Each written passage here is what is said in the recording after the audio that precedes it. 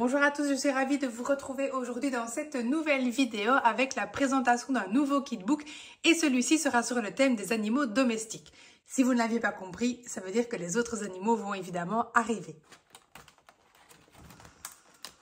Comme dans tous les kit-books, évidemment, le principe sera de déscratcher des accessoires pour aller les rescratcher et réaliser l'activité.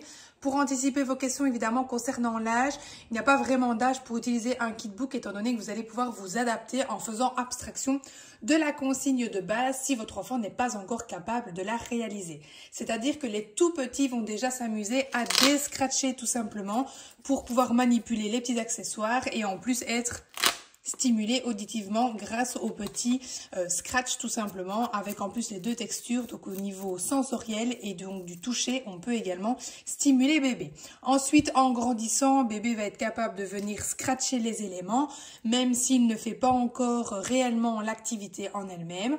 En grandissant, il va comprendre l'activité et puis potentiellement petit à petit pouvoir commencer à la réaliser. Et ensuite, pour les plus grands, on peut ajouter des consignes ou bien une complexité tout simplement pour que l'exercice soit donc plus complexe.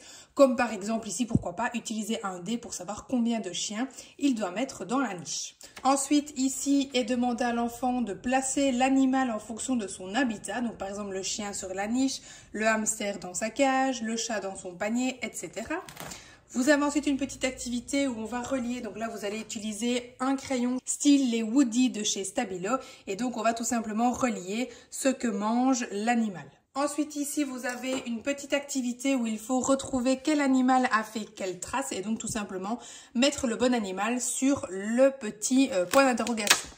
Donc par exemple ici, bon là, ils sont dans l'ordre, mais évidemment vous disposez les animaux comme vous le souhaitez. On va tout simplement donner à chaque chien, en fonction de sa couleur, les accessoires qui lui sont propres. Donc par exemple pour le chien rouge, eh bien il faut trouver la gamelle rouge, la laisse rouge et la niche rouge. Vous avez ensuite le poisson qui fait des bulles. Donc simplement l'enfant va scratcher les bulles en fonction de leur taille. Et vous pouvez également pour les plus grands demander de dessiner plus de bulles. Un puzzle à 4 pièces. Alors pour les tout petits, on va utiliser cette planche-ci et on va demander d'aller remettre en fonction du dessin qui est en transparence pour pouvoir l'aider évidemment. Ensuite pour les plus grands, ils peuvent s'aider de ce modèle-là pour aller ensuite rescratcher de l'autre côté où il n'y a pas donc le dessin en transparence. Et pour les encore plus grands, eh bien vous pouvez retirer la page ou bien carrément fermer le cahier et on reconstruit le puzzle sur la table ou bien directement ici tout simplement. Même idée ici avec le hamster qui est donc en 6 pièces et vous avez de nouveau en transparence en dessous l'image du hamster. Ici, on replace les poissons dans l'aquarium en fonction du dessin qui est déjà mis. Donc évidemment, il faut les faire correspondre. Et on demande en plus aux petits de dessiner des petites graines qui tombent dans l'aquarium. Je vous ai mis ensuite 2 memories. Donc il y a un memory avec des images qui sont toutes différentes. Donc par exemple, vous avez un oiseau, un chat, un chien, un poisson, etc. Et ici, ce ne sont que des chiens. Donc, c'est un peu plus compliqué puisqu'on est sur un même animal, mais dans différentes races. Le memory peut être utilisé avec des tout petits. Vous allez simplement étaler les cartes sur la table, garder un double avec vous et montrer par exemple à l'enfant l'oiseau et lui demander de retrouver parmi les cartes qui sont sur la table lequel est le même.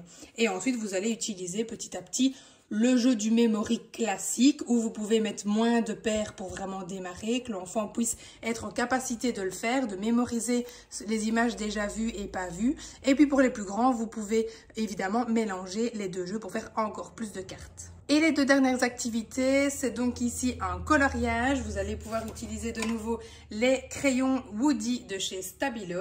Donc là, on demande à l'enfant de, par exemple, colorier les écailles de la même couleur ou bien dans des couleurs différentes, d'utiliser 2 couleurs, 3 couleurs, etc.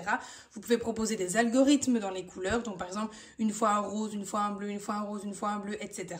Il y a vraiment moyen de proposer des consignes donc pour complexifier ou bien vous laisser en coloriage libre. C'est vraiment à vous de voir et aussi en fonction du niveau de votre enfant.